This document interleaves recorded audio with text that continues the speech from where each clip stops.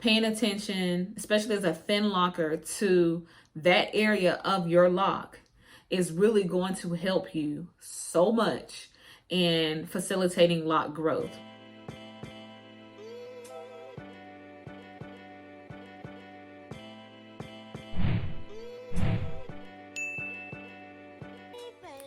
Hey y'all, it's me, Tania. Thank you so much for clicking on today's video. If you don't know who I am a lock kid, as you can see.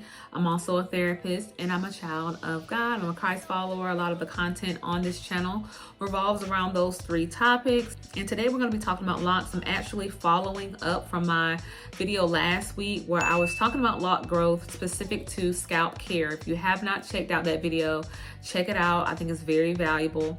Today we're going to be talking about lock growth specific to the lock shaft itself. If you don't know who I am and this is your first time seeing me, I am almost 7 years locked. All right, I'm almost 7 years locked, and I'm a DIY starter. Started with 2-strand twist. I consider myself a thin locker. I have traditional locks, and I also do my husband's hair as well. He has very thin locks and they're down his back, and he is almost 6 years locked. So just to kind of give you a little backstory about who I am, I'm pretty sure a lot of people who watch my content, they want long locks, but they also want healthy long locks. So when it comes down to your lock shaft, I think it's important for you to be knowledgeable about the lock shaft and the different parts of it. I am not a professional, please keep that in mind. Y'all, I'm not a professional, okay? I'm a DIY locker who's been doing this thing for some years, that has receipts. That's all I am. Okay, so you can take this information, but please, I ain't liable. That's all I gotta say. Anyway, so it's important to know the different parts of your locks. I like to look at my lock in 5 parts. The first being the whole lock itself, from the roots all the way down to the tips. Then the next part being the roots themselves, like if you let your hair grow out, like the part of your lock that you can like put your finger through. The next part is a term I have coined as the root to lock juncture, and I'll explain that more in a little bit. The next one is the body of the lock itself, and then the last thing is the lock tip. Today we're going to talk about the root to lock juncture.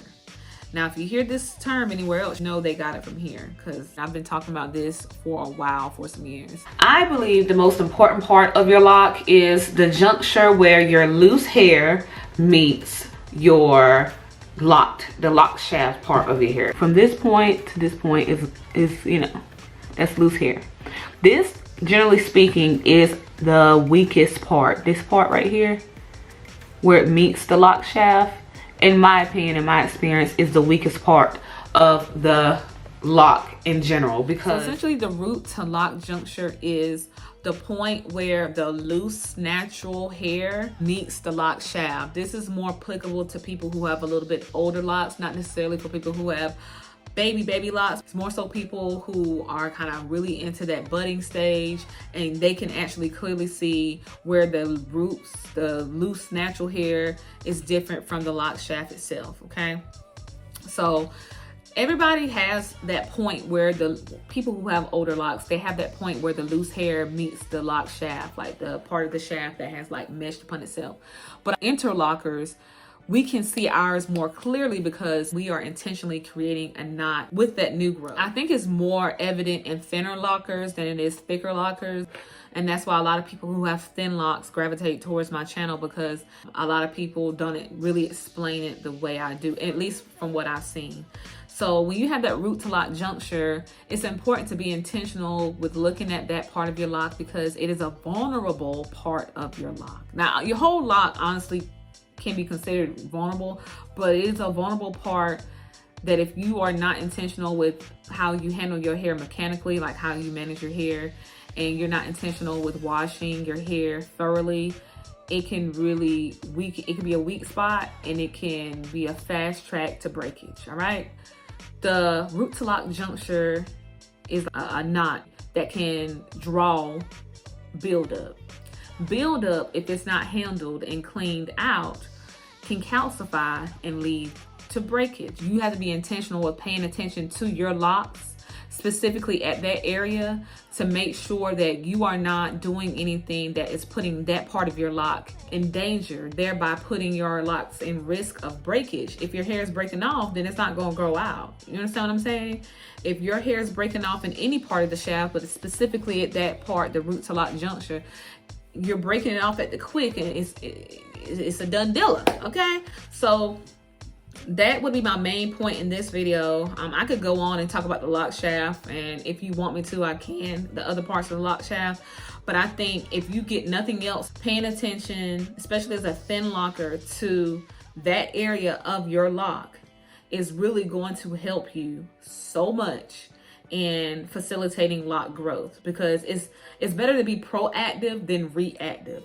Now, locks are a resilient hairstyle. They're very resilient. Okay, you can, like, people have cut their locks off, reattach them. They're resilient. However, if you don't want to have any hiccups in your lock journey and you just want your locks to just grow out as seamlessly as possible, it's better to be proactive and intentional. And you can do that by paying attention to that particular part of your lock shaft. Okay, so yeah, that's basically it. That's all I want to talk about today. If you have any specific questions, if you are a thin lock head, or if you interlock and you have any particular lock growth tips specific to the lock shaft itself, or maybe the scalp, you can definitely leave your feedback and your comments in the comment section below. And until the next lock video, God bless. I will see you guys in the next one. Bye-bye.